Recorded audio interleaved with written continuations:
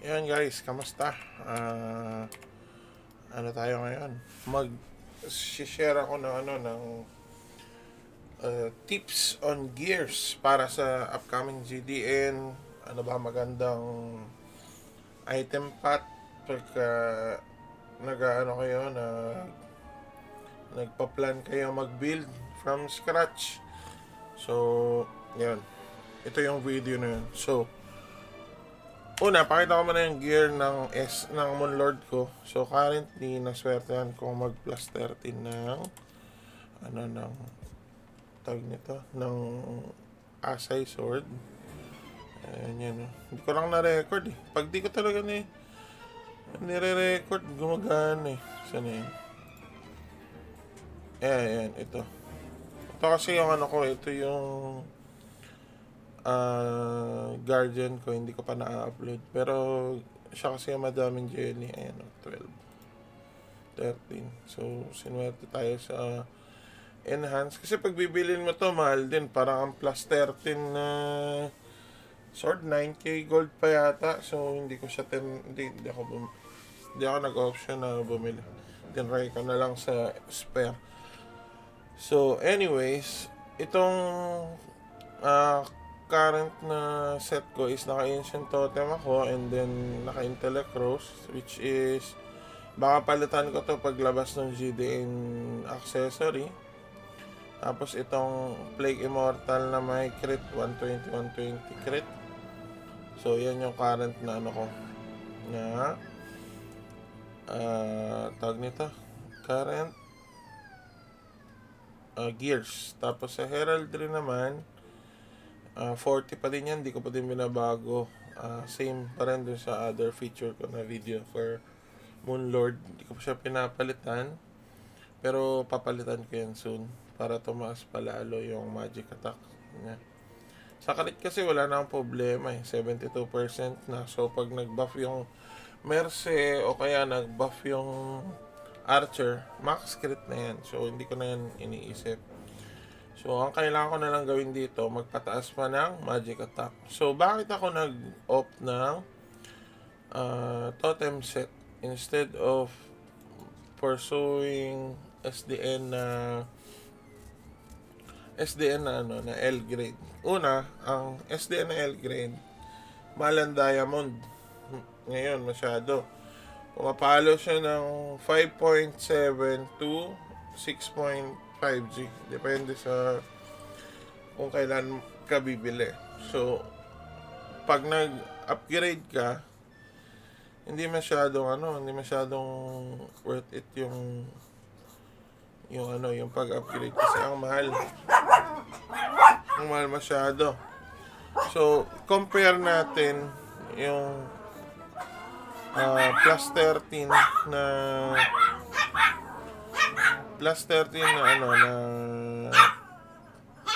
na tawag nito na totem sword sa legend. So wait lang.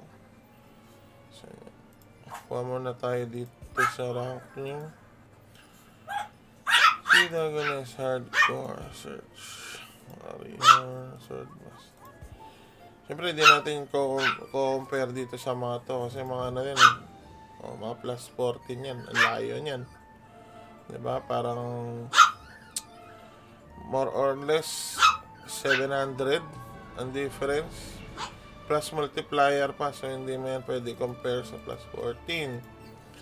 Sa plus 13, hanap tayo ng hindi ganun ka-whale. Ito, plus 13. So, sa plus 13, ang difference nyo na lang 240 plus 150. So, around 450 siguro to kasi may int pa eh.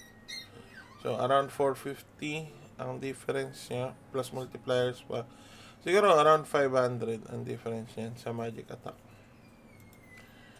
Tapos, tingnan natin sa plus 12. Plus 14 din to si Sir. Tayo sa saktuhan lang. Wala puro eto, mayroong isang saktuhan plus 11. Tingnan mo sa plus 11 na legend Sa plus 11 na legend, mataas na siya sa enhancement ng 170.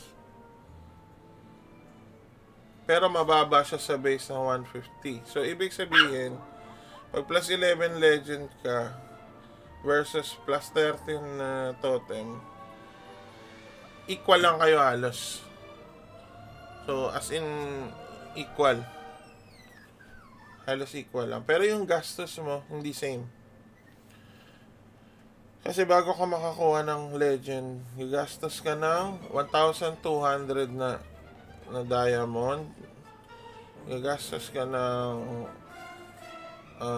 600 na EOL plus 300 ba sa pag-legend.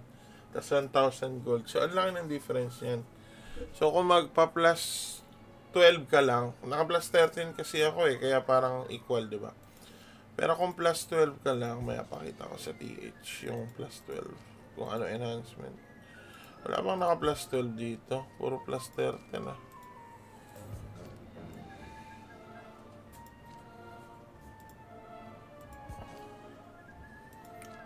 Mayayaman to mga to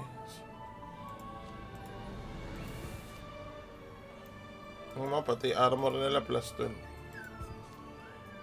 Wala tayong last week.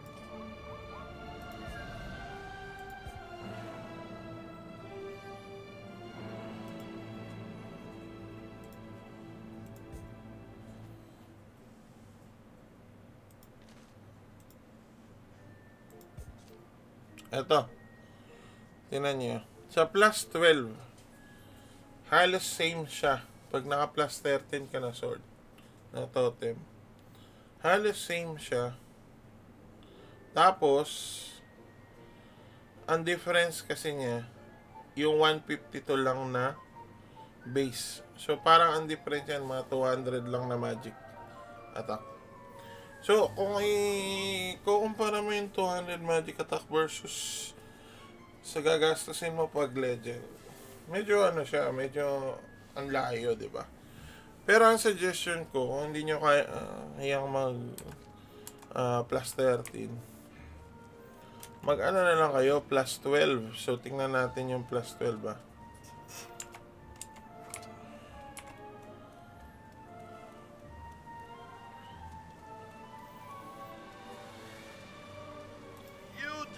Look very rich. Nagbebenta. Ayan, may nagbebenta ng plus 12. Kaso kasi ito magic. Ayan nyo, pag plus 12 na magic, mababa ng 196. So 200. So ang mangyayari niyan, bababa ka ng 200, bababa ka ng 200 sa base. So, parang 400 yung difference nito sa plus 12 na legend. So, pag i-compara mo yung plus 12 na legend sa plus 12 na totem, pag 400 lang yung difference, worth it ba na gumastos ng sobrang mahal? Kasi yung plus 12 na totem, hindi yan ganun ka hirap gawin Kunyari, bili ka na lang ng Asay sword. Bili ka ng Asay sword na plus 12. Oh, 1.7. Oh, 1.7. Matatawaran mo pa yan. Siguro, matatawaran mo to mga 1.5 kasi minus 10% sa TH So, yung 1.5 gold mo, hindi nagkakalayo versus kasi kung plus 12 ka lang din naman na legend. Ito from scratch Hindi ko sinasabing magpalit yung naka-legend na. Siyempre mas maganda pa din yun. Pero kung magbe-build ka from scratch, I suggest kung meron kang budget constraint. Kasi yung mga walang budget constraint, siyempre legend pa din yan.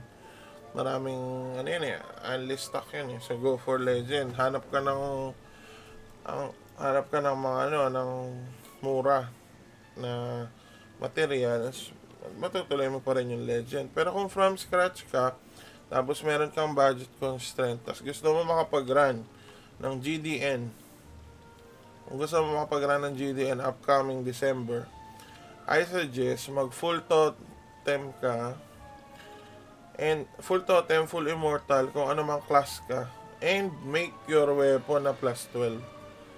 Plus 12, plus 12, tapos yung armor nyo, gawin yung plus 11.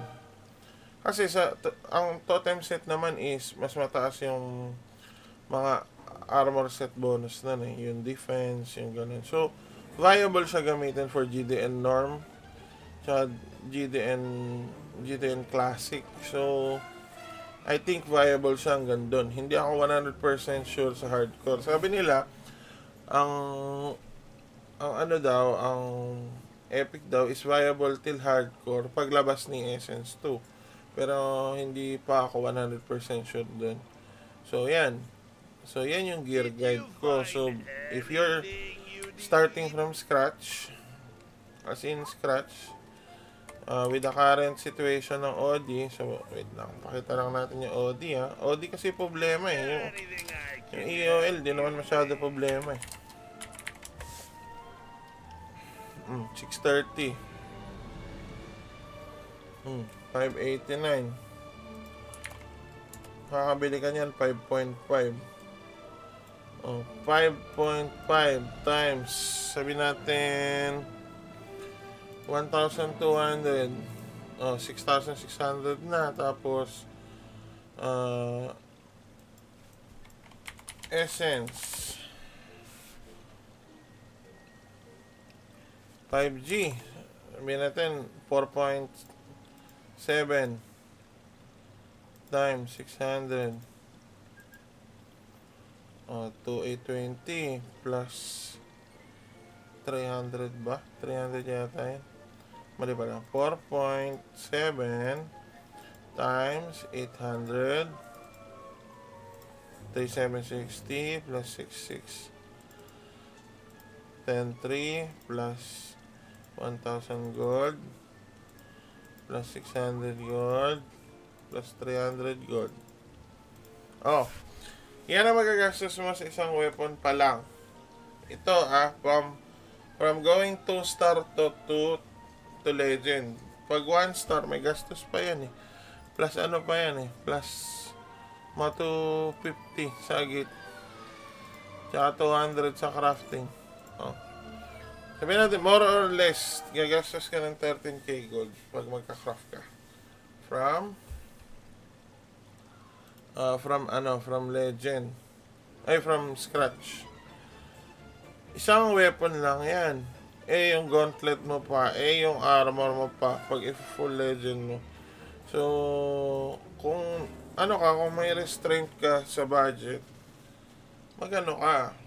option ka ng totem. Basta make sure, yung totem weapon mo, plus 12. Tsaka yung kesa mo habulin yung SDN Legend, i-prioritize mo yung iba mong pwedeng pagkunan ng damage. So, for example, dati sa SDN wala namang rune So, weapon ka talaga nakarely. Pag hindi ka nagpalakas ng weapon mo, wala kang pagkukunan ng iba. Ngayon, mayroon So, prioritize mo yung thorns mo. Tsaka itong forest mo. So, bili ka ng magagandang ganyan. Pwede ka mag-epic, pwede ka mag-blue lang. So, suggestion ko kasi ngayon is blue lang muna if may budget constraint ka. Kasi pagdating naman ng unique, papalitan mo din yan So, next is cards. So, mura na ang cards ngayon. So, prioritize mo yung mga need mo na cards. Ito hindi ko pa ito ina-update I-update ko to pag malapit na GDN. So, gagawin ko tong unique lahat. And then, power of mastery. Ito din, mahalaga. So, yung nafa-farm mo na bag ng Crystal of Power, make sure na ginagawa nyo lagi itong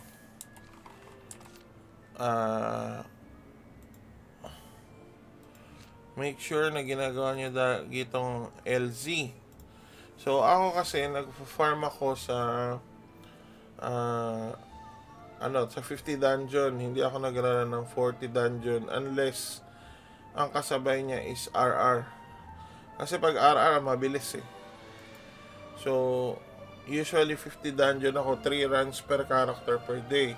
So, yung mga nakukuha doon na card box, dati binebenta ko pa yung card box nung 50G pa, ng 45G. Ngayon kasi parang 29G na lang. So, ginagamit ko na lang yung card box kasi baka makuha ko yung mga need kong cards, din ako bibili.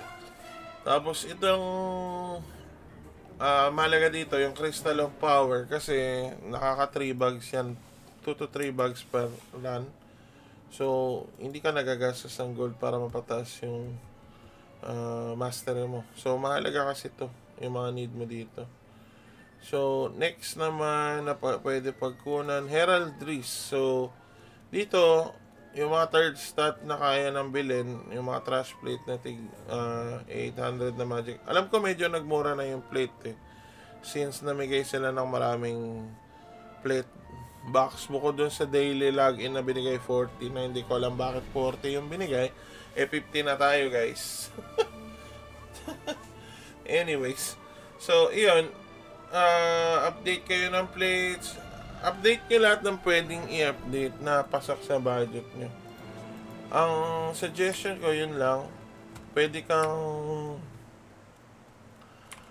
kang mag totem, opt ng totem set, and then update mo lahat yung mga need mo. So hindi ko sinasuggest na mag plus 13 na. Kung kaya nyo lang mag plus 13, go.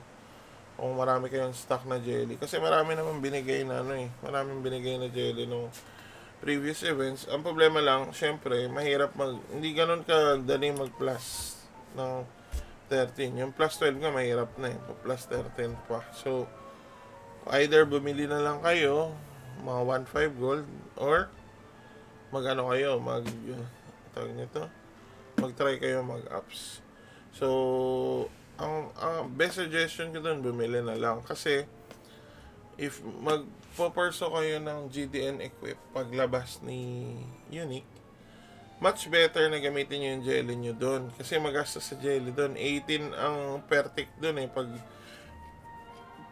plus 9 onwards. So, medyo magastos doon.